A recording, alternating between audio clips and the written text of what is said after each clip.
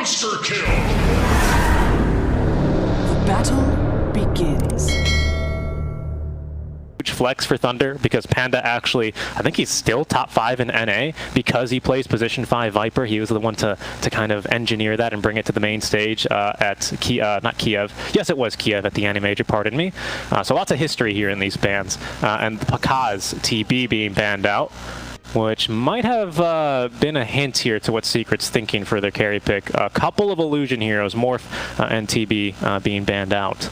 Yeah, I think definitely these are some of the heroes that do better against Razor than most. As far as what they're maybe thinking for their carry, I mean, yeah, stuff that doesn't like playing into Illusion, stuff that's bad against the Void. But when you pick an Ogre Magi like this is kind of a Puppy classic. This is just Puppy saying, I'm going to win my carry his lane. I feel like almost any carry is going to feel pretty good about their lane when they've got an Ogre on their side, even when they see Timbersaw in the lane. The Weaver for Thunder might end up being here for El Gotito for Matthew. Could be a position 4 Weaver. This is the region, though, that has been playing a ton of carry Weaver alongside Western Europe.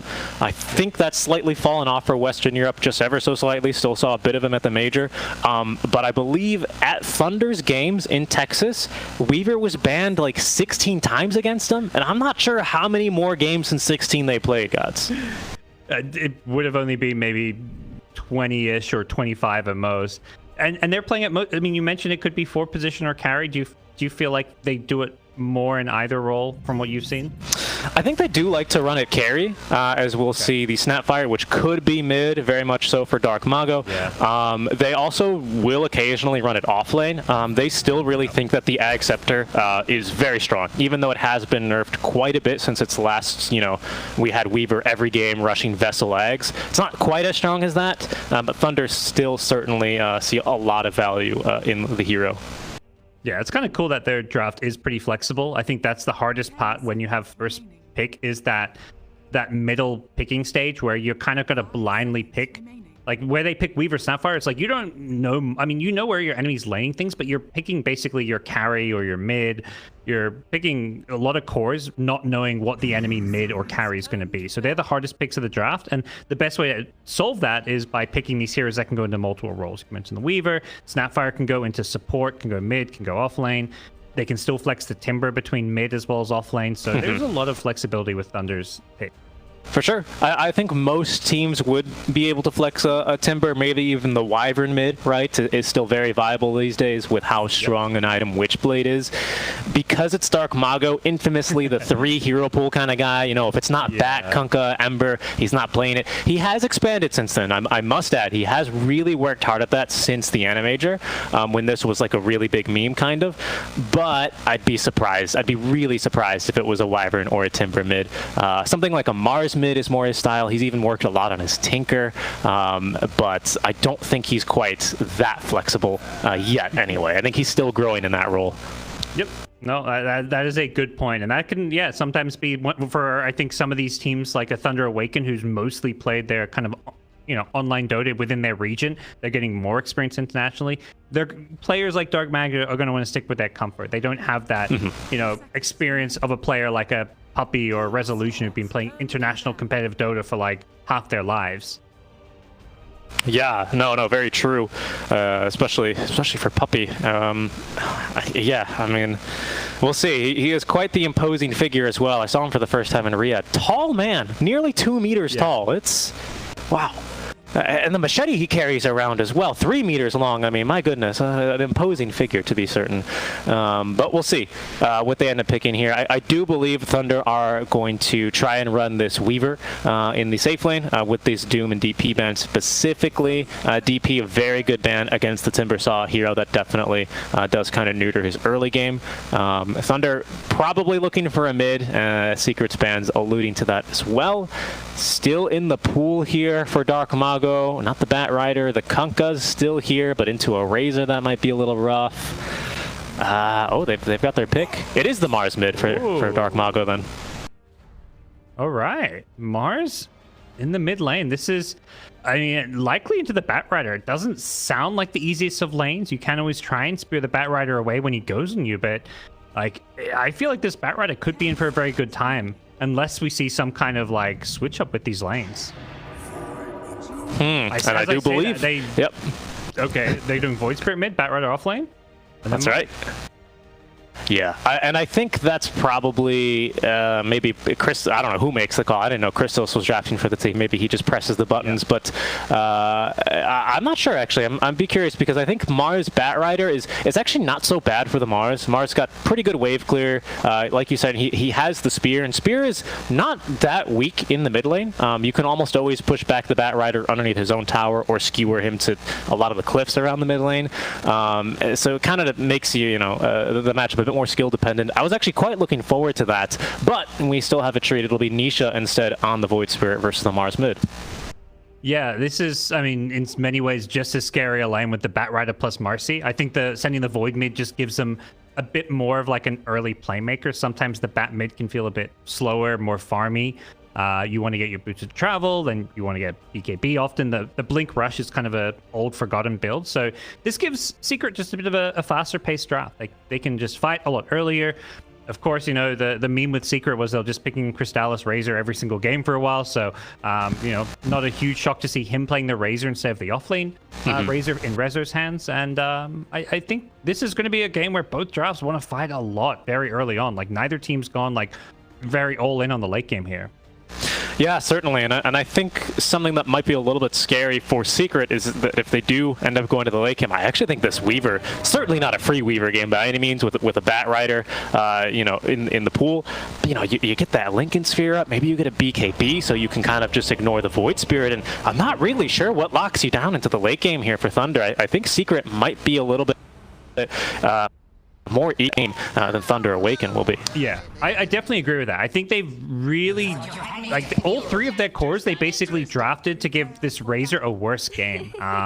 This Razor's going to be very reliant on getting a lot out of his BKB timing because, like, Weaver plus Timber both have escapes from the static link. Mars can spear you away if you're not BKB'd, so there's no like easy, reliable enemy carry that you just get on top of and just drain all their damage and just, carry the game as a Razor on. I definitely, totally agree with what you're saying. I don't think Secret won this game dragging out too much.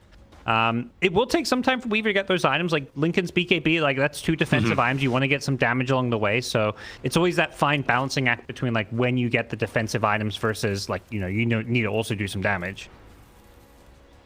Yeah, and that's the problem with Weaver. For the first time, I really hated like first item Lincolns, and I think I'm still in the camp where I think that is not such a great build for Weaver. That Maelstrom is super clutch for this hero in terms of their farm potential.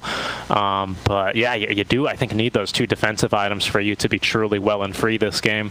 We'll see here what kind of pressure Secret can look to apply in the early game to look to slow that momentum. It's a bit of a clash over some of these runes, but Marcy doing Marcy things, bouncing away, so we'll see how these early lanes and rune battles go. That should be, looks like Secret bullying them away from bottom rune, and Thunder taking the 2 top runes here without much fight. Did see already a D ward early. Thunder did manage to snipe Secret's early ward, which they put here on the cliff. Adron's not really showing up, so that one got taken out. So slight vision advantage here in the early game for Thunder. At least they'll have a little bit of a heads up potentially when this Marcy looks to rotate away from her lane. Yeah, we'll see how early that happens. I think when you look at a mid matchup like Mars and Void Spirit, both of these heroes, they're probably going to be trading blows a lot. Mars wants to use his God's Rebuke anytime Void Spirit comes up, so these runes are going to be very important. And even doing early rotations for the bounty runes can be very effective as well. Yeah, certainly. Especially denying a mid laner like the Nisha Void Spirit is bottle refill might make things a bit more difficult. Mars certainly a tanky hero, can dish out plenty of damage, nukes the waves, can make things unpalatable for a mid laner without any bottle regeneration available. The Razor lane here, again pairing him with the Puppy Ogre. Puppy doing a pretty good job just doing Ogre things, which is bully the enemy position 4 out of lane, especially a hero that's not too strong in the first couple of levels, at least as strong as an Ogre. Yeah, just doing cool little things here. Like he pulls the big camp away so that Matthew Snapfire can't get that pull off. At least he's still going to go for it. He might get it nonetheless, but... Oh, yeah. Okay. He does. Never mind. I thought Puppy had kind of messed that one up, but the Centaur stun with the plasma field. They get the weight back. These side lanes are just so much about whether or not you can get these successful pulls off. A big camp getting pulled is just like a lane winning play in so many ways. Yeah, no, it really is. And at the same move, right, the same stroke, Puppey also pulls the easy camp here and even pulls the hard camp back into it. That's going to force the lane under tower here for Chrysalis, who is going to do just fine and makes things more difficult for Sacred. Even though he does have this early point in the Timber Chain, right, which is not too crazy for Timbersaws. It's very much the norm. Still doesn't want to get too close to this Razor in the early levels. Yeah, so far, nothing too much cooking down this bottom lane. There's just this constant zoning from Puppey, doing a really good job leaving Timber on an island, but I think if you're Thunder, you're okay with this, because it's Timbersaw. If anything, Timber getting like more solo XP is often what you want to do with this lane, so I think this lane's kind of going according to plan for them. Obviously, they'd like Sacred to have a bit more CS, but the levels is the important thing. Yeah, for sure. Definitely agree with you there. It feels like there's just almost no safe laners in the meta right now that can withstand the amount of damage and pressure Timbersaw pumps out when he hits the Chakram up and a Soul Ring. It's just, what do you do? See once they get a couple more levels, but looking at some of these other lanes, top lane, there's going to be some serious kill there, I think, coming in soon. I mean, it's kind of already there. It's more if, like, you know, if Weaver ever Shikuchi goes on cooldown and he's out of position, he's almost guaranteed dead level 1 Shikuchi with a really long cooldown. So Pakaz, you know, he's played this Weaver carry before. He knows how to use and basically save that Shikuchi. Otherwise, of course, yeah, you do get jumped on. Yep. Yeah, and although there is a lot of kill potential to be sure, especially now with the first points in Dispose and Rebound on Zayats, lots of stick charges for Pakaz, so you got to make sure you get it right. That's the tricky thing about being in a Bat Rider, isn't it? Is you end up giving a full wand to your enemies. Yeah, and this Weaver, he's already got like gloves plus Band of Elventon coming out, so if you mess up your engagement, he's going to do a lot of damage and just turn and fight you, so I don't think you can afford to go on him unless you're guaranteed to get the kill, because otherwise the turnaround potential with, what, 14 plus 1 charges is going to be brutal. Especially with the move speed slow coming out from Panda on that Arctic Burn. Still a very, pretty mean laner. Used to be one of the weaker laners, because mostly you would just push lanes and piss off your safe laner, but now with the additional Arctic Burn flight time, there's a lot more moves you get to make in lane as a Wyvern. And speaking of moves, Zayats is going to go ahead and rotate mid, ensuring Secret get both water runes at the 4-minute mark. Yep. Definitely annoying for Dark Mago and his game, but nothing too crippling. Just, I think, it's good recognition, like Zayats. He's like, okay, Rezer's not getting much in lane right now. He's, you know, doing some pulls and he doesn't need me. I'm going to go just deny a rune away from this Mars. Well, Courier does get killed by Nisha. Not the biggest deal as both mid laners continue to trade blows just before level 6.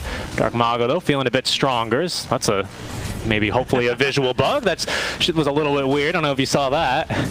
Yeah, so I think if you God's Rebuke as they're being speared, it still connects with the stun, but it doesn't push them. So he speared him into the tower. Right. He God's Rebuked him like mid-spear. I think it's like a mechanic of how Mars works. That's kind of buggy. No, because I don't know if it's intended or not. Yeah. Because of the force movement on God's Rebuke messing with Spear's force movement. I see. Something like all these forced movement spells, like Pudge Hook, right? But they bring up so many broken or seemingly broken, unintended maybe mechanics in the game, don't they?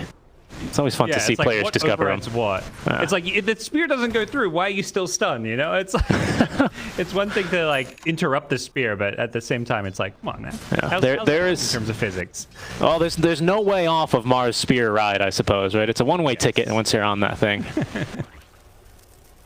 No brakes on that train as Puppey and Zayats are going to go and invade the triangle now, where they will find Matthew. 6 minutes here, just about, without a kill, and it seems like that drought will now end as Anisha is going to Astral Step on over to secure the kill onto Matthew.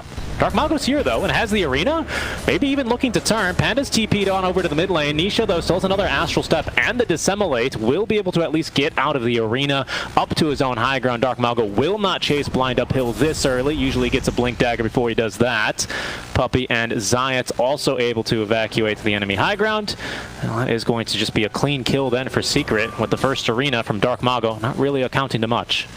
Yeah, a bit ambitious. I don't know if he just, like, in his head, like, he knew maybe Nisha had used a Astral Step earlier in lane, but they, you know, the cooldown comes up very quickly there, so they weren't particularly close to killing Nisha there. Wyvern's just not the best hero to rotate in and chain stun, so Perhaps now, though, Nisha getting pushed back, but again, he's Astral Steps back up, so he's going to get easily back to safety. So a lot of pressure around this mid lane, but Nisha, he's coping with it just fine. Sacred did Timber Chain aggressively here. Chrysalis going for the 2 points in the static link, 2 in the plasma field. Does at least dispatch of this first wagon down bottom? That's always the question, right? You see 3 heroes mid lane for a team. You always have to question what's the response in the side lanes. Bottom, decent levels on Chrysalis, is already up to level 6, has beaten even Sacred to level 6, so can lane a bit longer here. But top lane, it's a much different story, Gods. Pakaz is actually the one here with 10 denies against the Bat Rider. Bat Rider was 6 though, not doing too poorly himself is Rezo. Oh, mid lane. Yeah, they do look for a kill mid. Nice job by Zai. It's interrupting, potentially even turning here. But Dark Mago with the infused raindrops a bit too tanky. Now we'll drop the arena. Does trap Zayats inside. There's going to be the spear connecting and a kill. Make that 2 in favor of Thunder, as they also collect a kill down bottom on a Crystallis. Yeah, perhaps the bigger kill. That's the enemy carry getting brought down. I guess it looked like it was just the Wyvern plus Timber, but a lot of early rotations coming in from these Thunder Awaken supports. That, this is one of the big strengths of picking Weaver as a carry. It's this carry you can just kind of leave alone on an island. Always has that double escape mechanism with both Shikuchi and Timelapse, so they don't need to continue to kind of secure his farm in his lane, and they get to make these aggressive rotations.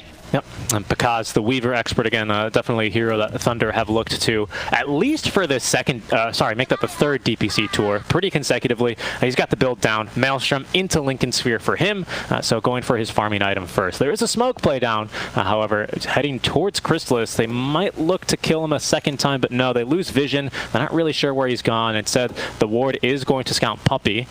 And I don't really know if Thunder can get anything too crazy off of this smoke play.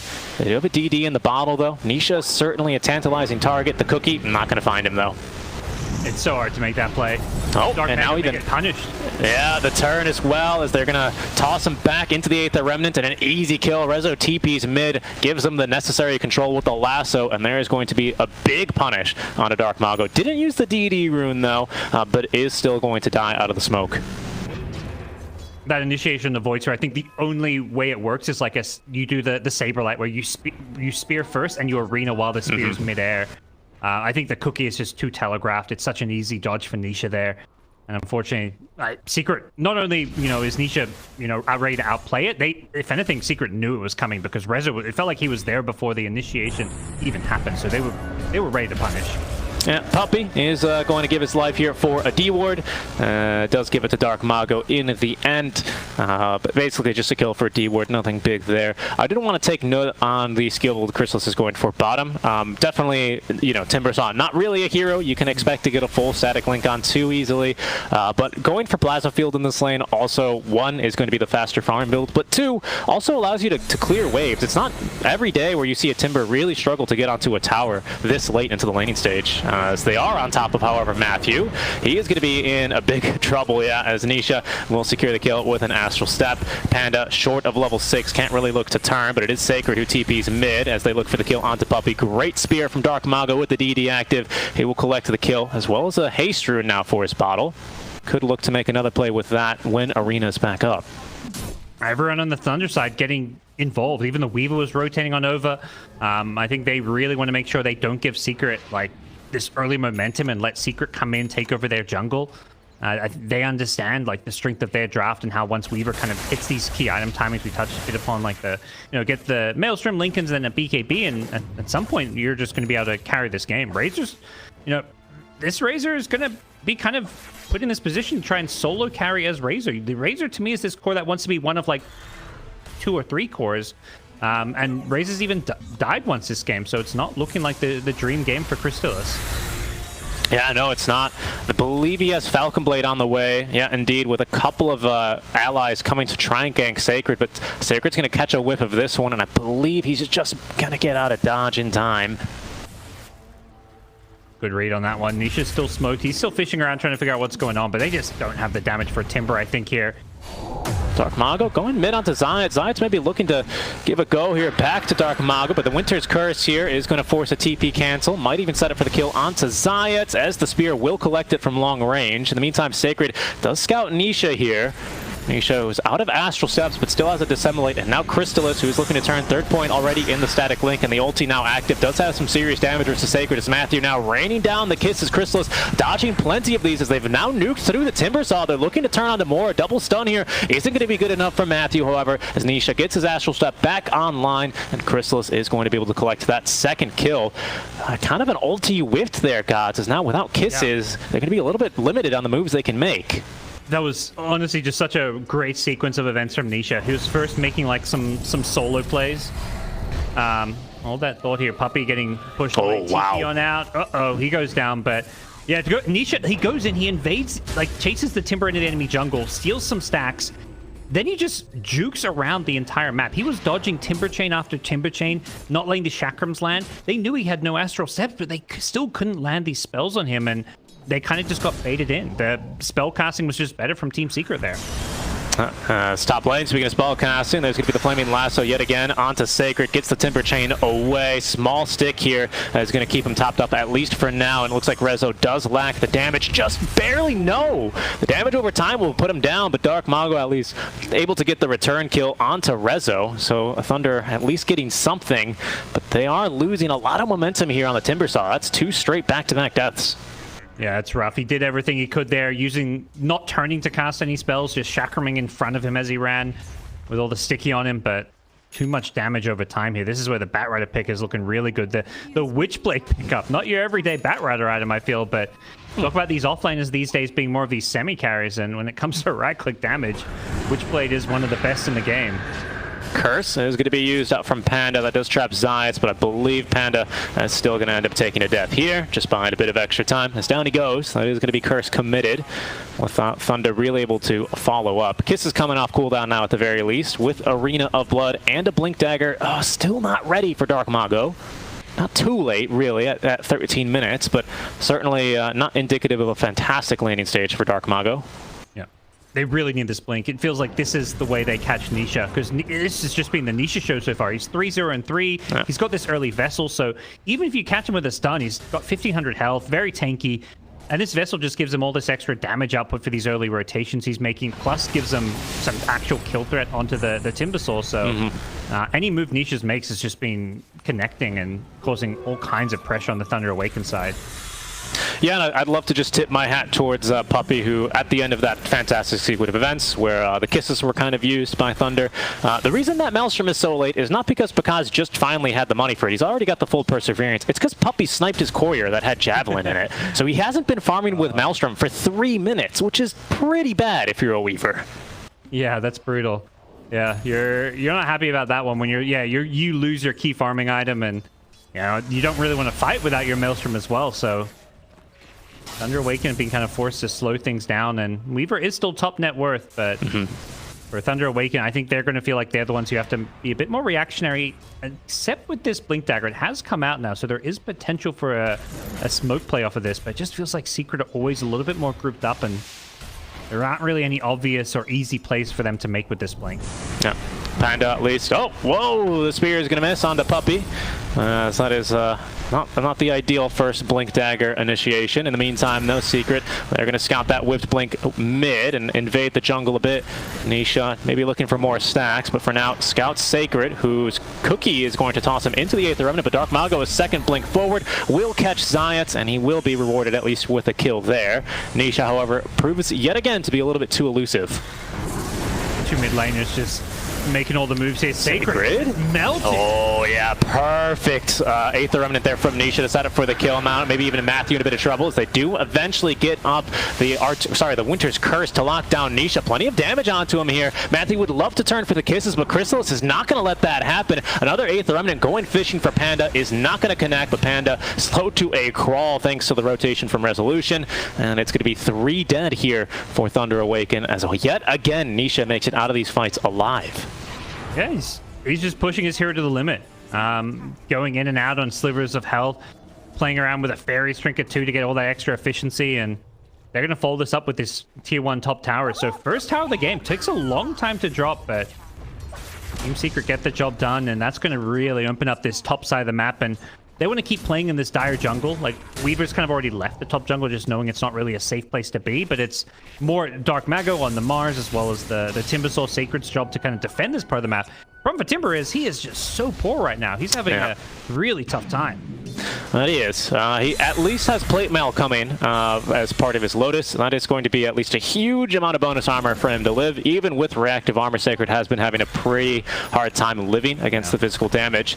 So here's Puppey chilling in the Roche pit with his good friend. It's going to be the counter initiation though from Nisha. Look at the nuke damage as well. Already getting through Matthew. Chrysalis as well joining the fight. Dark Mago is going to be linked. Sure, healed very briefly here by the Cold Embrace, but killed off immediately after as Chrysalis has a full BKB.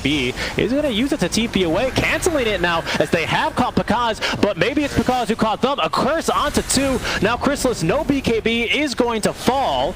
There's Sacred, however, still in trouble, slowed to a crawl and killed off by the Vessel, as it's going to be Rezo claiming the kill there. Pakaz, though, still confident in fighting as he does Sakuchi around the fight one last time before he runs into the mid lane. That's going to be Zayats now looking for the kill. Cookie does stun him up, though. Pakaz looking to turn a second time. Instead, it's Matthew tossed back into the enemy team, and it's going to be Pakaz, who might have just killed himself. He ran in voluntarily, and down he goes. Nisha with too much AoE damage. Panda now is going to be the last to fall for Thunder. It's a full team wipe. Here comes Dark Mago, still wants to fight. Puppey says, take me instead. You got to go through me. Panda says, no, thank you. I'll go for Rezo.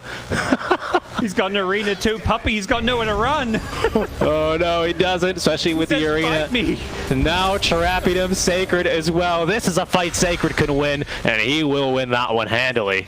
But it's still Secret who are going to be the big winners from that engagement. Yet again, Nisha makes it through another fight, gets so incredibly low. The curse was fantastic for Panda, but Thunder just can't quite string it together. Oh, what a blood! Nine deaths on the fight, Reek. I feel like some of these heroes died more than once that fight. I don't know for sure, but it definitely felt like there were some repeat customers.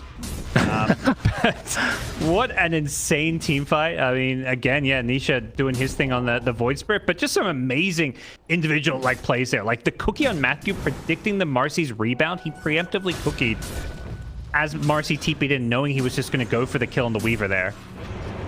Once again, on Sacred. Yeah, it's just too much magic damage here for Sacred. They even push him back. Excellent usage there to ensure that the Timber Chain doesn't connect. Science as well is going to live easily through the burst damage of Dark Mago. Yeah, this game just highlighting like Timber is one of these heroes. You're item dependent. You can't just rely on your passive. I mean, he's only got 2 points in reactive.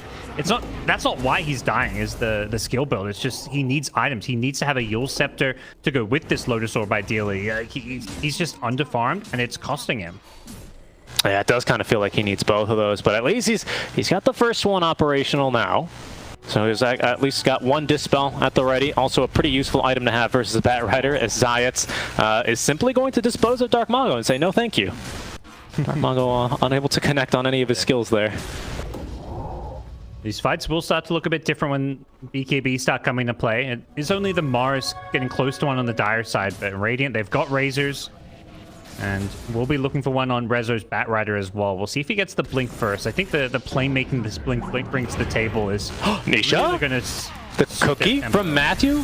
Can they set this together? Doesn't seem like it. Nisha just Timber Chains away. Without the Yules on Sacred, they've got no chance to cancel that TP. Okay. That would have been such a big find. Yeah. Good predictive cookie by Matthew. If the cookied unit dies while it is in its cookie leap, it does apply the stun. It's kind of one of those funky mechanics. It's like Inkswell, where if you dispel of Inkswell, it'll just stun with however much it's accumulated. Panda is simply going to avoid Rezo here. Secret learned it. Gotta really get Dark Mago still gets off the arena. In fact, he catches Nisha with the kisses coming down. They do get a kill onto Nisha. That's 600 gold in the pocket of Sacred, but Chrysalis joining the fight, as is Pakaz. They've already taken down Zayats, but now it's going to be Sacred's turn to burn, as he is going to die despite a great Winter's Curse to try and reset this out from Panda. Pakaz, not so eager to fight, does have a Lincoln Sphere, though, ready to go, as Dark Mago trying to make it out of this fight alive, crawling away. Back over to Panda in the river, who's still continuing to avoid Chrysalis here, but eventually is scouted and killed. Here goes Pakaz, though. Chrysalis going for the TP out, and not enough damage yet on Pakaz to quite cancel that TP. But finally a promising fight, I'd say, for Thunder. They get their hands on the Void Spirit.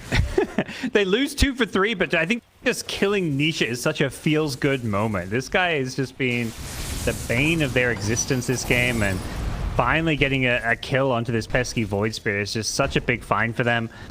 Their Weaver continues to farm and scale. Mars Dark Mago just balling. He was just sitting on the side of that fight with like 100 health, still throwing spells, somehow not getting caught as well. Like, very impressive stuff from this madman. And yeah, end of the day, though, I think killing the Void Spirit's good, but it's pretty even fight in the end. Neither team getting any big map control out of it. Both teams are still just kind of posturing around Roshan, because if you win a fight convincingly, you get Roshan. Okay, Nisha is caught. Try to get out the Aether Remnant into the cookie. Do they have the magic damage? Yes, they do. Here's Rezo now trying to turn, as well as Chrysalis with the BKB at the ready. The Arena, however, will zone him out. Chrysalis not willing to commit the BKB to enter. Doesn't really need it anyway, as Rezo's winning the 1v1. But here's Pakaz now. They have, I believe, reflected... No, they're not really reflected much, as Pakaz still fighting on through towards Zayats. Gets the kill there, but now it's Sacred who's in trouble. Chrysalis using the BKB, trying to continue fighting. Puppey has taken down Panda, so there's going to be no Winter's Curse to cancel his TP. In fact, Pakaz is all alone to Chrysalis, who cancel his own TP, as Pakaz does get off the time-lapse just barely. Couldn't quite connect the stuns, courtesy of the Lincolns. And that'll be that Secret winning another big fight. Maybe even still catching Pakaz, because Rezo is still on the look for this kill. They have connected on the link. There is still a Lincoln's online, which is going to be broken now, but Rezo doesn't even need to use the lasso here to collect the kill. It'll be another team wipe here in favor of Secret. It's just so nice that you can kind of track the Weaver with the static link, even when he goes invis and you don't have that detection. And bringing down the Weaver there, that's a big win for Team Secret there. It looks bad, like second fight in a row where Nisha just gets blown up from full, but Rezo's Batrider just launches himself into the middle of the fight alongside Crystallis' Razor, and they just eat up Thunder Awaken. They just, once they don't have used everything to kill off the Void Spirit, and the BKB wasn't complete on Dark Mago. It was like 10 seconds away on the Courier. He needs that. He's got it now. These fights. And he might need to use it here. He's got Arena in 5. Secret trying to poke it out from him, and eventually they will here, as they have at least skewered Puppey to the tower. But he's got his shard online. He's not taking any damage. And as a result of that fight, gods, take a look at the vision that Secret now have in the jungle of Thunder. How can they hope to contest Roche? All 3 cliffs are warded. This is the only way. You smoke up and try and catch him by surprise. Zayats isn't really the best target on the Marcy, but you take what you can get here. Yeah, they have ultis ready to go from Thunder, just not a BKB at the ready for Dark Mago. Unfortunately, there's this pesky wave in the mid lane. Pakaz is just going to be the one to show then, as there's the jump from Dark Mago. Only finds Puppey with it, however. Still gets off his fireballs, but won't be able to live too long to do that. Fire shield, pardon me. It's could get them this mid-tier 1 tower, so I think still a decent move here, but ready to fight. Team Secret keeping in. They want to take this one. They know there's no BKB on Dark Mago. He's silenced up now by the Acceptor of Nisha, and there's going to be the kill. They've also lassoed down Panda to ensure there's no Winter's Curse in the fight. Excellent prioritization here by Team Secret, as they have completely sent Thunder scrambling in the wind. The Sacred is going to be able to get out, but they're still hunting for Pakaz. No, Chrysalis is going to give up the chase. Well, Secret, once again, just understanding of when Thunder Awaken are not ready to take these team fights. It's kind of the same story where Thunder Awaken jump one, kill them, and then Secret are just so quick to respond and just take these fights when Thunder have all these spells on cooldowns, even when it's just small things. Like, I mean, obviously the Arena is one of the bigger ones, but just some of these, other like smaller spells, like the Cookie being on cooldown, something makes a big difference for the ability for Thunder to take a sustained fight. Yeah, and he should just kind of proving how fast he is there on the Aether around the Sacred. I mean, yeah, it's so difficult. This is kind of what I was, we were talking a bit earlier before we started. Thunder, especially Dark Mago, he has always led the team kind of to victories with this very bold and brash playstyle. I don't care. I'll commit an ulti for just one support, right? We'll win the fight from there. It's not really quite cutting it against Secret, especially when they have the ability, the communication to lock down the follow-up. That fight probably doesn't look nearly as bad for Thunder if they can connect, a Winter's Curse into kisses, right? Unfortunately, Rezo's just, he knows he's not going to let that happen. Yeah, honestly, Rezo's Batrider has been kind of as good as Nisha's been. Like, I think he's the one that's kind of salvaged every fight where it looks like Thunder Awaken can maybe finally get that fight that brings him back in. Rezo's there to, like, just disrupt everything. Stop all the combos, jump the backlines. Dark Mago using the BKB, just making sure he can get away from Puppey. That might be just the opening that Secret needs to go for Roche. Yeah, I mean, they've got tons of vision around that area. There is one Dire Ward in the mid lane, which hasn't been scouted. Oh, now it's been scouted, so Thunder's ability to contest Roshan it's very limited. It's not impossible. You guess, 5-man smoke up, you can try and go for it, but you're also just potentially putting yourself in a position to get team wiped. So often the safer call is like, let's just leave it. Yeah, and I think Thunder are going to do just that, as they even are going to let the outpost go. Not really much of a whimper. That'll be then first stages here. So still only first stages, at least for Secret. See what they can do with this. Likely look to continue siege. And I think if there's one thing that can be said about this lineup is that their siege, their tower push, isn't particularly fantastic. They do much better if all the enemy heroes are dead, and then they start pushing. Absolutely agree. We'll see. I mean, that may force Secret to be a bit more patient, but they do have some of these steroids, like the Bloodlust for Razor. Good point. They're hunting. Yeah, they are hunting. They know no patience. Yeah. You can't push buildings, you just hunt heroes. You run at them, you run at the enemy ancients, you take away their farm, and, Secret looking to maybe turn this 6k gold lead into like a 10 or a 15k gold lead. Exactly. Rather than just try and force a high ground. Exactly. And at that stage, it doesn't really matter if you only have Ursa as your high ground push. And once the net worth lead is a little bit to one-sided, it does become much easier to siege for high ground. It's even Secret rotating at the top lane. The double BOTs here for Nisha and Rezo, they're everywhere, man. They're like sharks, basically, kind of just circling the map right now, looking for any Thunder Awakening to show.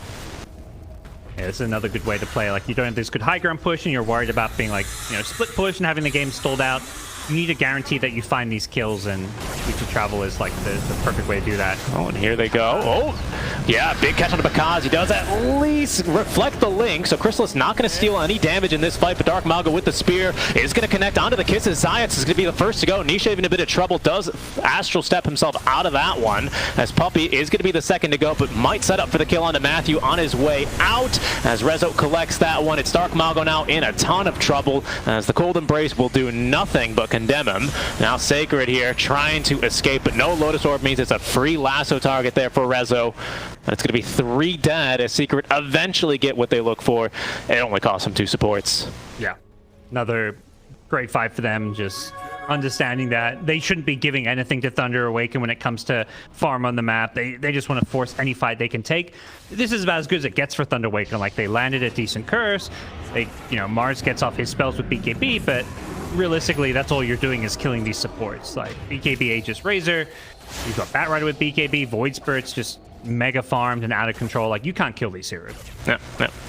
And they even forced the time lapse from Bakaz, who does have it maxed, so only a 40-second cooldown at this stage. Doesn't cost him any mana. Good damage as well on Anisha there with the Mind Breaker, but they might make a play back for him. He is dusted up. Zayats pops the Linkens, forces the BKB from Bakaz. Thunder not buying back for this one. Bakaz, without time lapse, is linked. Chrysalis running him down. The BKB at least offers him protection to the static field.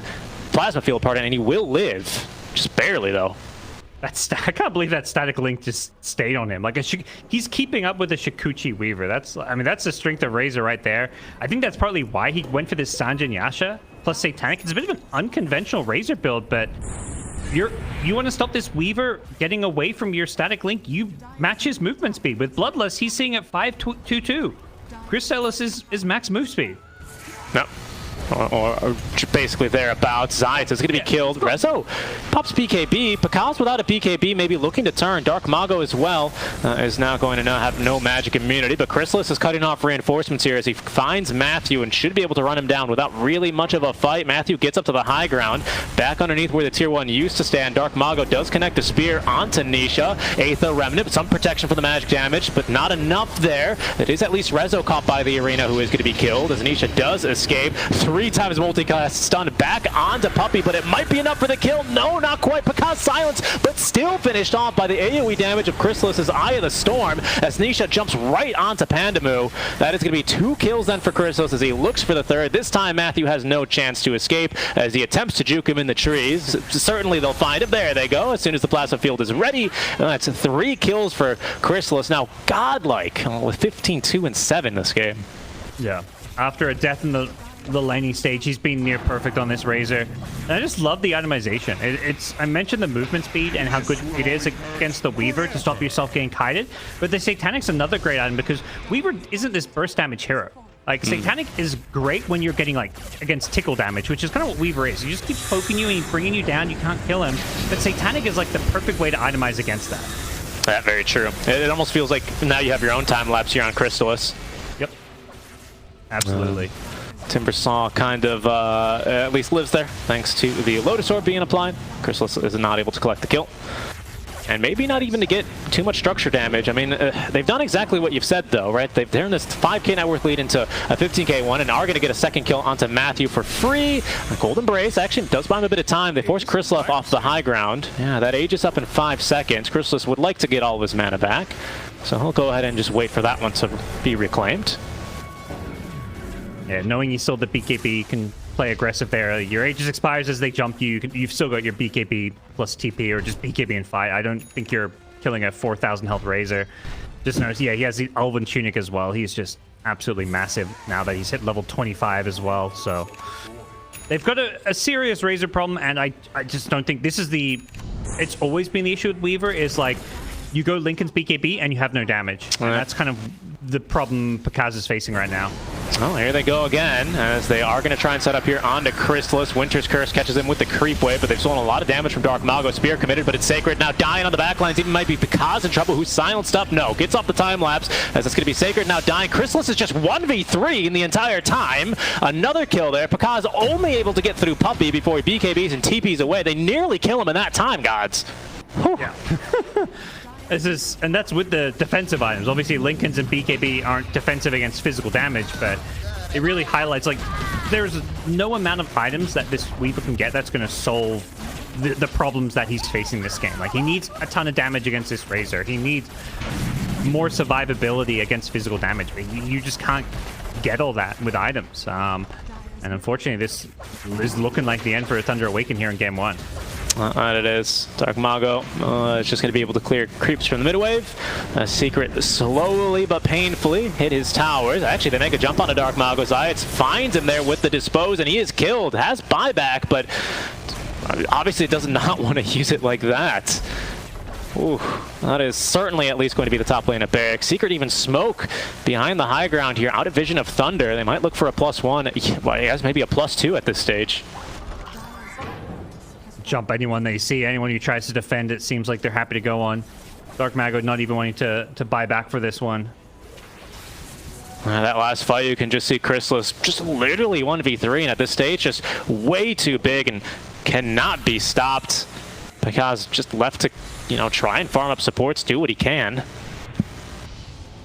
But Secret still looking to close out this game now, as they do see Pakaz underneath the tier 3 tower. Winter's Curse yet again on the money here from Panda, but what can they make of it? It looks like they'll at least get a kill onto Rezo. A nice gobble up there also condemns at least Zayat. Pakaz as well, healed up by the Cold Embrace, and the Crystallis doesn't have the damage on his own. Nisha neither can get through him.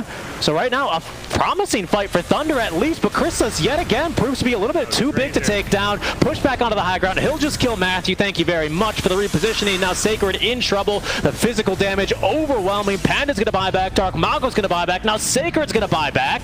But Crystallis is still basically about half HP. I mean, they buy back on Secret, but I just feel like this is Razor just saying, don't worry, guys, I'll do this on my own. There's just nothing they can do to stop this Razor. He's just eating them alive, kill after kill.